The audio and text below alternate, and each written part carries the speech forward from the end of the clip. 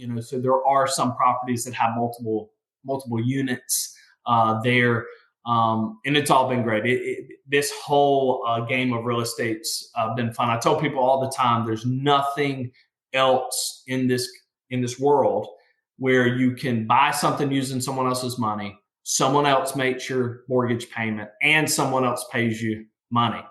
So at the end of the day, you don't have any potentially of your own money tied up in it, and you're being able to put money back in your pocket. And that's what real estate gives you.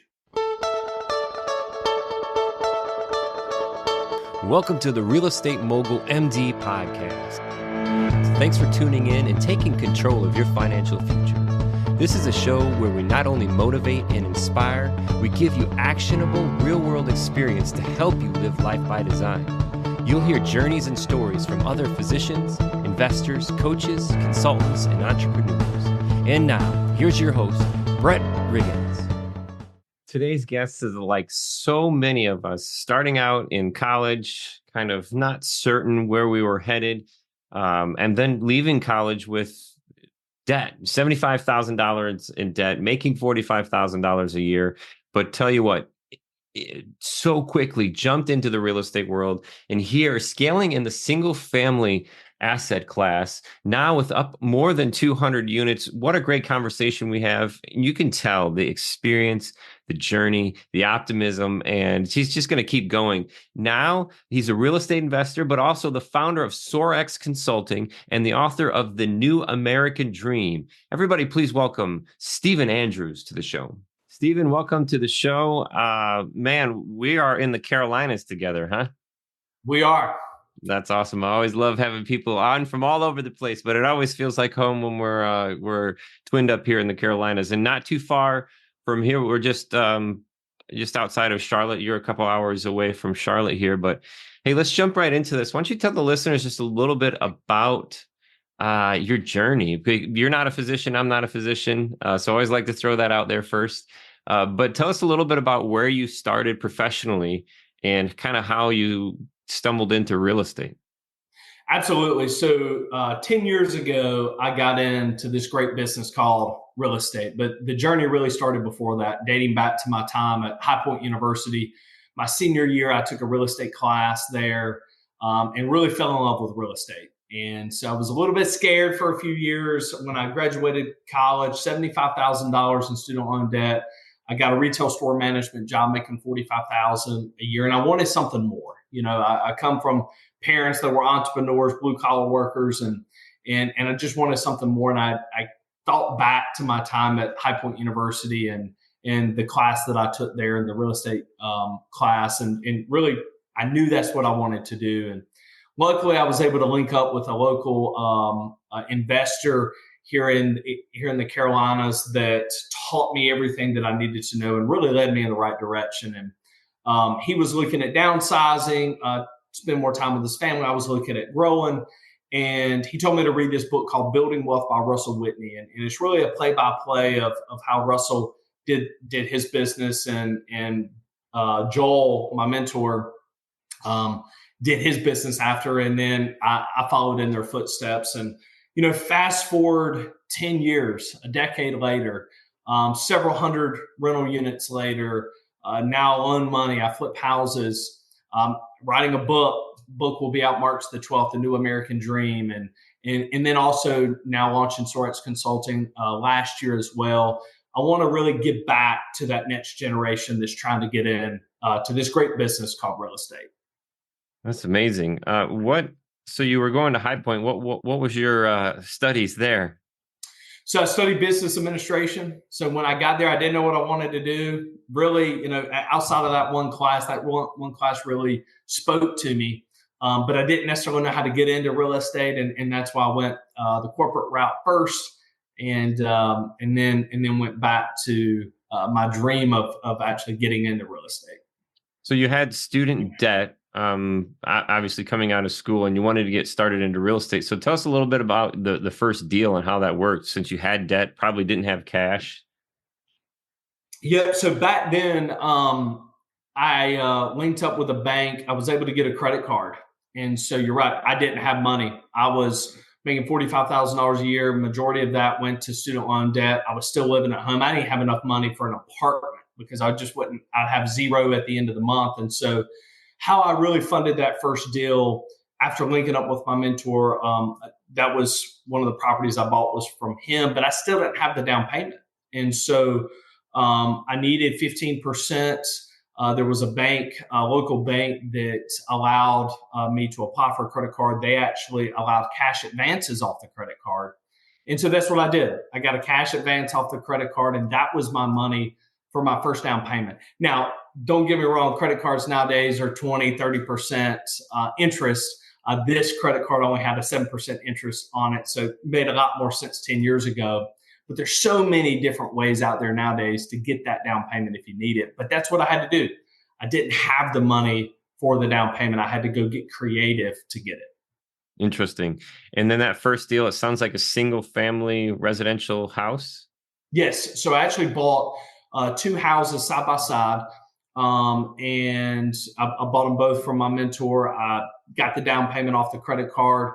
My strategy has always been buy the worst house on the block, because when you buy the best house on the block, there's not a ton of value you can add. It's already the best. But when you buy the worst house on the block, you can add a ton of sweat equity to it to make it what you want it to be. You're improving the neighborhood, the community, but then the value of growing there is so much better because you're getting a better deal on it. And that's what I exactly did. I went in, I bought the 2 worst houses on that block, and I fixed them up. I refinanced them and pulled that money back out that I had in it. That way I could pay the credit card off. I could put a little bit of money in my pocket, and then I rolled to the next deal. So I didn't go use that money to go buy a nice boat or a nice car or anything like that. I rolled that money straight into the next property. I'm still working on my nice boat and nice car, so still rolling money. Sometimes, all the time, my wife and I look like, man, when tax season rolls around, it's like, what? Because on paper, you have all this money. But when you keep rolling back into deals, it's like it's never really in your hand, Right. Very interesting. So tell us a little bit more then about the returns on this first deal. Just starting, what does that look like? So it sounds like you got a loan for the acquisition. And Yes. did that include the cost of renovation? How were you able to fund the renovation then? Yep. So I initially got the loan. It wasn't a construction loan. It was just a straight loan. And then I pulled more money off the credit card to actually fix the properties up. And then once the properties were fixed up, I was able to refinance, pull my working capital back out, because you got to keep in mind, I bought it super cheap because it needed work. Once I did the sweat equity in the property, now the property is worth a lot more money. And so that 85% I was able to pull out, which a lot of days now it's more 70 to 80% that you normally can pull. But I was able to pull that money back out and roll it into the next property. And so I try to be very responsible with that money, because I know it was borrowed money. So, you don't want to borrow money to go blow the money. You want to borrow the money for that money to continue to make you money. Yeah, good debt, bad debt. Never borrow money and buy a liability. That's right. Other, your house, but yeah, you buy something that's depreciating in value on something that's compounding interest. It's not a good. Those lines don't cross in the right direction, right? So, and then the returns, like with just getting started, what were ways that you were looking at? Hey, this is a good deal. What did that mean to you then? Yes. So I wanted several different things. So evaluating the property of the worst house on the block, how much I would actually have in the renovations. So purchase price plus renovations. Then you add in what you're actually refinancing it for. So you're going to get the higher amount. Could I get my working capital back out? That was a question I asked myself. If that answer was yes, okay, well then now I'm not going to have any of my own money tied up in it. So now the next question is, does it cash flow? And so for me, it definitely cash flowed. I was making about $350 per unit, which is a very good return. I only bought these properties for somewhere between 35 and 40,000. Those same properties now are worth about 150 to 160,000. And so over the last 10 decades, it's appreciated quite a bit. Also the rents, I was renting it for $750 a month. And so that made my my monthly payment right around 325. And then once you take out your payment taxes, insurance, and some upkeeps, that's what I was clearing at the end of the day, a little over $300. And so now that same property rents for $1,500 a month. And so it was a great deal then, but it's an even better deal today because of everything going up, the rents and the appreciation in value. I have these conversations all the time, especially in single family, when we're looking at, okay, a minimum target of 200, I call net adjusted. So I'm pulling out my reserves. I'm pulling out, obviously, all the expenses, property management, taxes, insurance, all that stuff. So if we can clear on a net adjusted reserves out of there, $200 as a minimum, it just doesn't seem like a lot. But when it's so hard to take a snapshot, because I try to show, okay, this is what it looks like for 1 year stabilized, right? But then think about it. What's 5 years? And then even 10 years stabilized? That's a whole different conversation. And not even to take that perspective of the rent increase. I mean, say it's $1,500 now. Stephen, what was it when what was the first year rented? $750 a month. Wow. Doubled in 10 years. Yep. Wow. And you can't, you can't speculate on stuff like that. If you make these investments and you hit your investment objectives at that $200, $300 a door, just think about where it could be in 10 years, 15 years. That's right. And when I evaluate a deal, I always evaluate it at the low end, right? Because, if you know it's going to cash flow in a down market, it's really going to cash flow in a market like today. Rents have doubled, here in the last 10 years. And so that's the cool part, when you don't necessarily know what the future holds. You don't know what the rents are going to hold, but what you can do some educated guessing of okay, if it cash flows in a down market, I know if it goes up, it can certainly cash flow. And that's exactly, what it's done. Yeah. So that's an awesome journey. So that was your first one. And are you still focused on single families now, or have you pivoted to multis? I mean, 200 units is a lot of roofs. Yep. So I own single family, duplexes, triplexes, quadplexes, fiveplexes.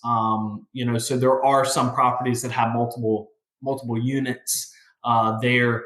And it's all been great. This whole game of real estate's been fun. I tell people all the time, there's nothing else in this world where you can buy something using someone else's money, someone else makes your mortgage payment, and someone else pays you money. So at the end of the day, you don't have any potentially of your own money tied up in it, and you're being able to put money back in your pocket. And that's what real estate gives you. And at what point did you, or do you still self-manage? I mean, did you manage them for yourself at first and then pivot to property managers, or what's that story look like for you? Yep. So initially I was managing it, just because I wanted to try to clear as much as I possibly can. Now what I've done, and I actually made this pivot last year, own a rental management company as well that manages just my properties along with my parents, and my brother was a part of it as well. And now I've taken that fully virtual. And so we used to have a brick and mortar office, and we don't have that anymore.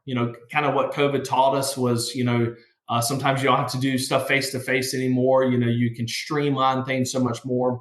And so what I've done is, I have I have an office manager and an assistant manager, and they work 100% virtual. So all of our systems are streamlined. We have a platform called Rent Ready. It's very inexpensive. Where a lot of these other platforms are a lot more expensive.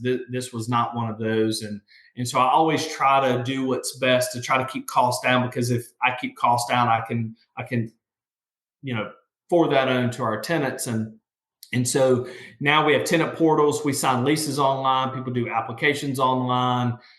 We don't actually physically see anybody face to face until we actually have to go out and do something maintenance-wise. And so we do everything we possibly can do virtually.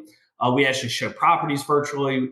And kind of how we do that, we do have a virtual team that handles the day-to-day operations, and then we have a ground team that handles the terms of the units, that handles putting lock boxes on doors or doing maintenance calls. And so it's kind of two segregated companies that work together. Hmm. And it worked so well. So glad that I did it. And so I'm able to kind of take a step back a little bit and now operate more of like a CEO, high level CEO, as I get into these other adventures. And our turnover is less. We bring in more of a percent of rent every month now because we have these policies and procedures in place.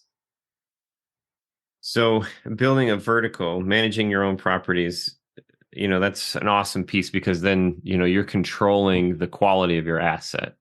Um, that is, it makes me think are you spread out? Like what markets, what does your reach look like? Yep. So I'm in three different counties, and those counties touch each other. Mm. So my mentor told me very early on, you want to cluster units together. So you don't want to be from one end of the state to the other end of the state because if you actually have to go to those properties, that takes you a long time to get there. And so what I've strategically done is cluster properties. So one of the counties I'm in here in North Carolina is Alamance. You can get to all of those properties in Alamance County within 5 to 10 minutes of each other. So same way in Rockingham, same way in Guilford. You can get to any of my properties from from the furthest property east to the furthest property northwest, 35 minutes. And so that way, when you start thinking about maintenance and, if you're using third party vendors and that sort of thing, all of that costs you money. So they have to drive 45 minutes to an hour. More than likely, they're not driving there for free. You have to pay them to go there. And so I just tried to be as strategic as possible. And it's worked out very well for me. And how did you pick that area? Is just because you live there? I mean, when you look at the overall scale, I mean, 200 units, that's quite a bit. So are you looking at, North Carolina specifically, the laws and regulations of landlord versus tenant, the economy, the jobs, the affordability? Tell us a little bit about that. Yep. So I lived in Alamance County. So I grew up in Elon, North Carolina. And so that's where I started here. Why I ventured to Guilford and Rockingham counties, especially Rockingham, what a 3 bedroom cost in Burlington, I could get in Rockingham County for half that price. And so in rents, we're within probably $100, $150 of each other. And so the return on the money was much greater in that community. And that's why I went there. And so I've always tried to look at it from a business standpoint, of what I'm buying a property for, what can I rent it for. And I know a huge hot topic right now are interest rates, but I've never bought a property based on what an interest rate is. I bought the property based on, how much it's worth and how much rent am I going to be? Because the way I always look at it is my tenants are making those mortgage payments anyway. So, and it's all borrowed money. So, if I'm still making money, don't focus so much on that actual interest rate. And for us, the interest rate definitely drives how much we can pay for the property because we're financing it. But yeah, I've always heard date the rate and marry the house. You can always refine. Make sure that when you're securing these loan products too, that you look at solutions that work for you. When we talk about these prepayment penalties, something to watch out for if you're looking to refi. Making sure the product fits for you. What type of products are you using right now? Yep. So I've used several different things over the years. I've used bank financing. And when I talk about bank financing, it is the local hometown bankers. It's not these huge, big banks. The experience that I have is the bigger banks don't want to loan on residential rental property, not unless it's $200,000 or $300,000 house. And so sometimes with that, it's, you can kind of price yourself out. Your return's not going to be potentially as great. And your money doesn't go as far, but local hometown bankers that a handshake means something. The second is seller financing. I've brokered a lot of deals where there might be older people kind of on the back nine of life that doesn't want to manage the rental properties anymore, and they don't want to get killed with taxes. So they're like, hey, let's structure a deal where it makes sense for us both. And so I've done seller financing. There's also a hard money loan lenders out there as well. That's becoming the new thing. instead of utilizing banks. There's so many small hard money lenders out there that have terms very similar to bankers, and the hard money lenders that I've seen and used, they operate just like a hometown bank. So it's pretty great as well. And I haven't bought a property this way, but I've done some lease with options before, or rent to own scenario, financing it for other people. But I've never done that particularly.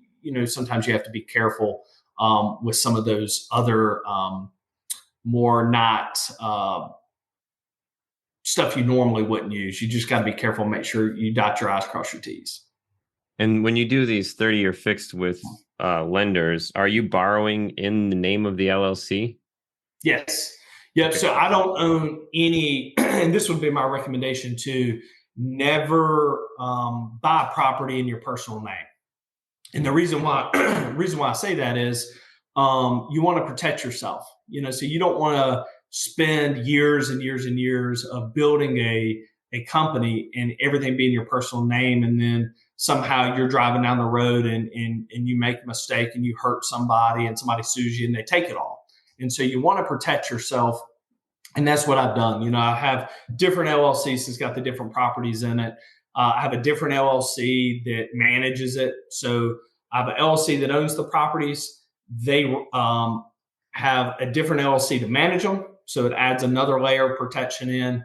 And then anything that I own personally is actually in a trust. And so, personal wise, if I accidentally hurt somebody, all my other stuff is protected, because I don't believe, you make one mistake. I don't think you should lose, years and years of hard work, and so you want to make sure you protect yourself as well. Yep. You're not an attorney. I'm not an attorney. So this is definitely not legal advice. It is Right. our personal experience. On these situations with the LLCs, if there's, say, you mentioned two separate areas, management and owning the asset, is there kind of like a go-to value or number of properties that you'll put in one LLC before starting another LLC? For me, there's not. I do know people that really spread it out. I know one gentleman that's got each individual property in a completely different LLC. And so he says, I know a gentleman that's got a different LLC for each property, because his mindset is, if somebody comes after the pie, I just want to give them a piece of the pie. Mm-hmm. And so that is a lot of work to keep track of. For me, I do try to have multiple different LLCs that's got different properties in it. But the biggest thing is make sure you have the right insurance. If you have good general liability insurance, if you're covered, if you have good property insurance, that's not going to matter as much. Obviously, consult with your attorney and make sure you have the right stuff. But for me, the reason why I have an LLC for the properties that I own and an LLC to properties that I manage is tenants can only come after, if they have an issue, or if they feel like we're not giving a deposit back, or whatever the case may be, they can only come after the rental management company. They can't come after the company that actually owns the properties. And so I wanted that extra layer in there. And I think if you do all of these small little steps, it takes a little bit of time to do them, but you'll be so much more protected. Yeah, and the LLC thing, I mean, you can set up 20 different companies, but remember, that's 20 different bank accounts. That's 20 different LLC paperwork to each state. If you're in different states, different things going. Boy, it's a nightmare is what it is.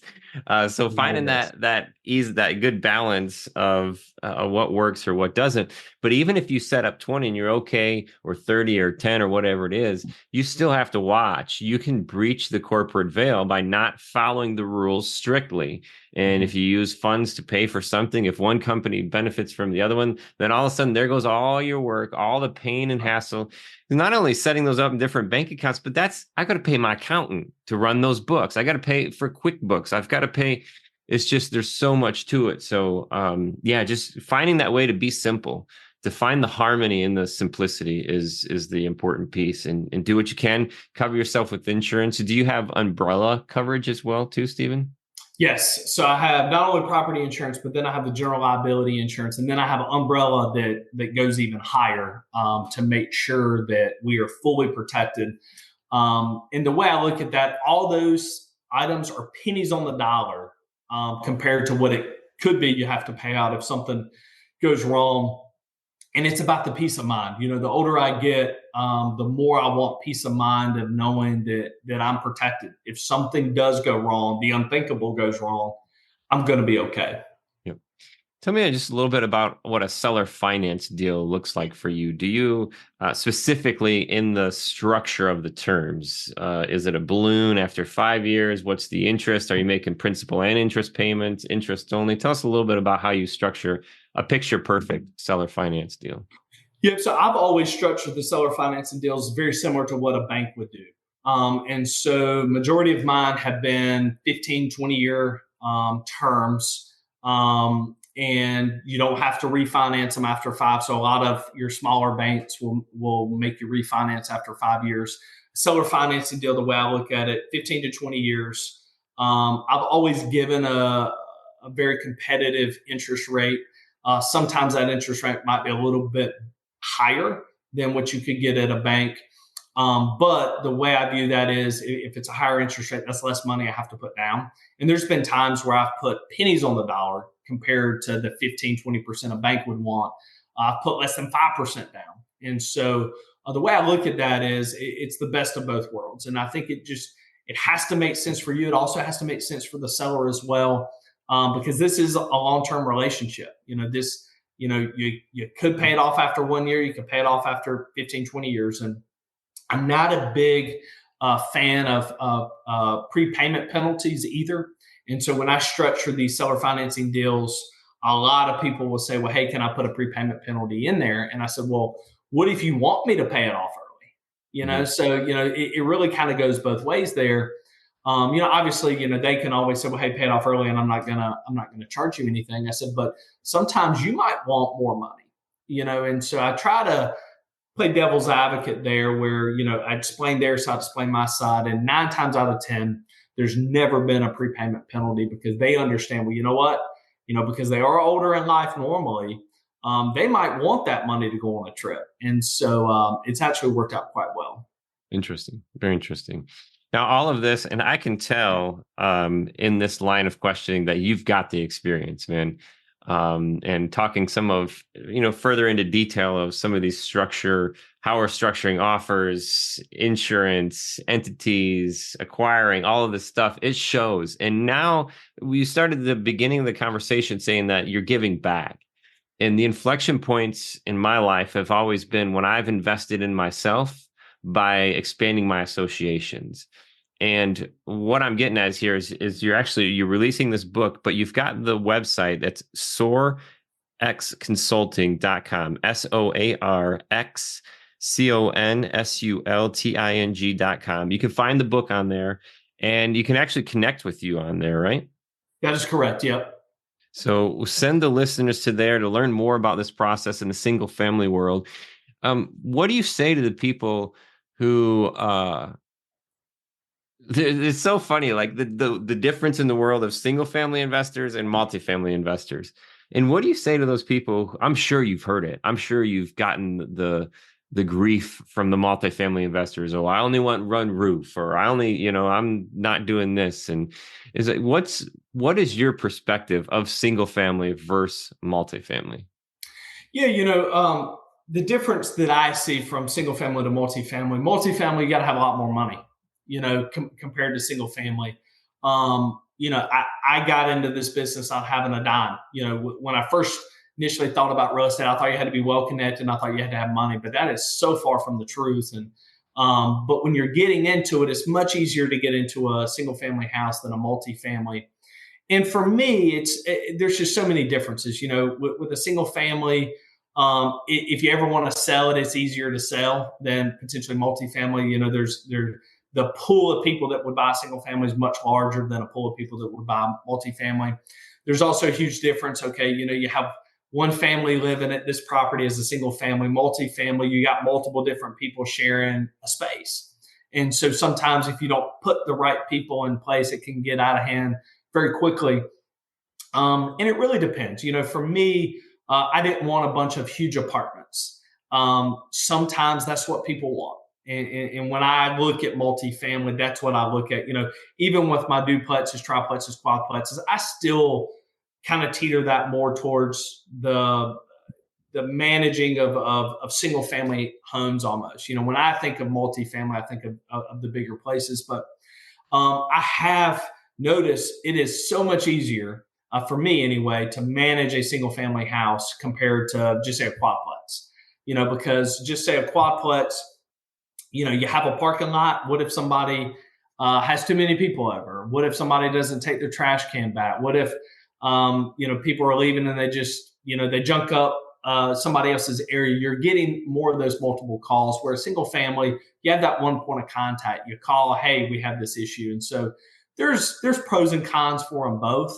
Obviously from a labor standpoint, a roof, one property tax value, one parking lot. I mean, if you do have some multifamily stuff, some of that's your pros there, where your cons for single family, if you got all of them spread out, well, it takes longer to get to all of them instead of just having one person right there that they can do some work for you. So for me, I like them both.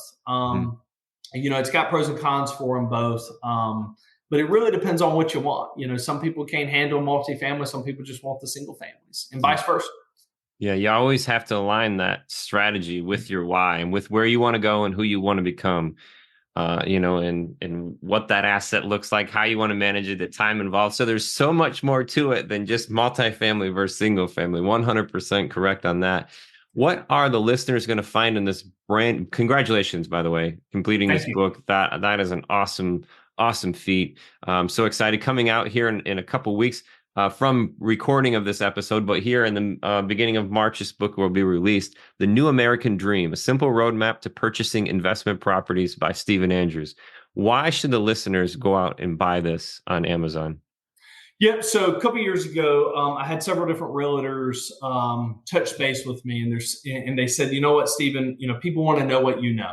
The last decade of experience that you have. There's so many new investors, so many new realtors, and there's not a lot out there that teaches people step by step on how to do it. And that's what the New American Dream is really about. How I come up with the title.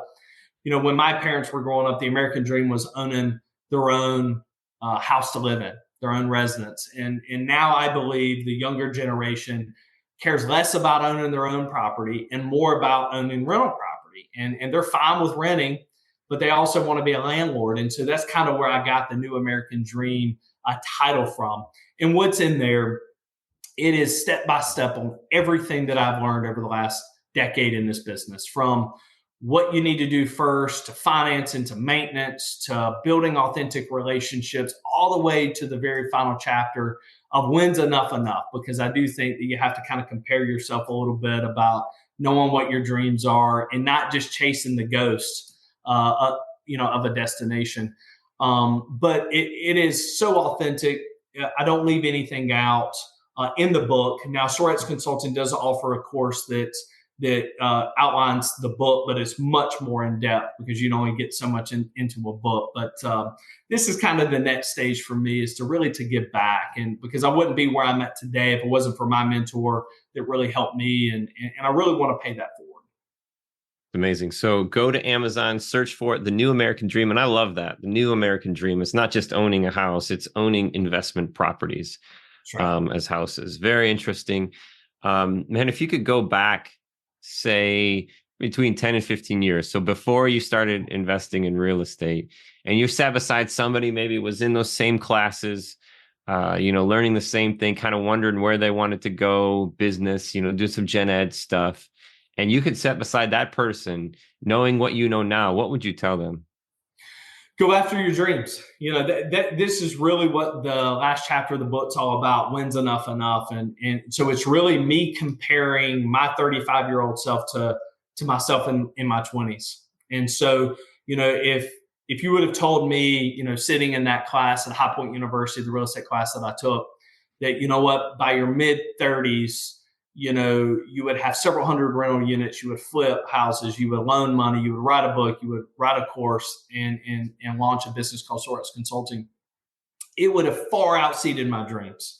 And so, I tell people, dream big, if you dream really, really big and you only get halfway there, guess what? You're still going to be successful, right? So continue to do that. Don't tell people or don't allow people to tell you can't do it. If you're determined, you can do it. But my advice would be is don't do what the world tells you should do. Do what's truly going to make you happy. And that's what that last chapter is really about. It's me comparing myself of when's enough, because there's a lot of studies out there that Fortune 500 CEOs have spent their entire life to get to the top because that's the destination they wanted. And what they're learning is they missed out on life. They spent their entire life to get to the top. They missed out on birthdays, family events, Christmas, all these different events. And now they're saying, you know what, I got to the top, but I missed out on all my good years. And so I don't have that much time left. And so what I try to tell people, and Soarex teaches, is all about time, wealth, and freedom. I got into this business to create more time, to create a wealth that allows me the freedom that I want. And the freedom for me is not necessarily money, because the biggest misconception is all the more properties I got, the more money I make, the happier I'm going to be. And that's just not the case. The more properties you got, the more money you make, the more stress you have, the more stuff you have to do on a daily basis. But for me, it's about how can I interact with my family better? How can I make my family better? How can I see my friends more? Really enjoy those priceless moments in life that, years down the road, you're going to say, you know what, I'm so glad I did that. And that's why I do what I do. It's not about accumulating a bunch of money or the term out there of generational wealth. I don't want to just accumulate a bunch of stuff that I just hand to someone else. I want to have the life that I want. And it's less about accumulating stuff and more about the lifestyle I want. And so that would be my advice to people. The person that might be sitting in that class or thinking about trying to get in this business, go after your dreams, but don't chase the ghost of the destination. And that's why Soarex, part of Soarex Consulting, is all capital, because it's not about your beginning. It's not about the destination. X marks the spot, but it's really about the journey in between. It's amazing. And who you become along the way. Don't spend your life chasing after what doesn't even matter. Right. Reminds me of a song. But man, thank you so much, Stephen. Really appreciate your time today. For the listeners out there, go get the book, The New American Dream. You can find Stephen on soarexconsulting.com. And if you have any questions for us, shoot us an email, info@physicianwealthsystems.com. Love this conversation. If you have anything else, any other questions, single family, property management, finding that dream, that destination, just reach out to us, let us know. But other than that, thank you for the time that we're all trying to create, separating our time from our money that you've given us today. And more importantly, again, your attention, making sure that you're not only just the time that we get, but the attention that we have or give to our family and our people. You've given us that today, and we really appreciate it. So until the next one, this is the Real Estate Mogul MD.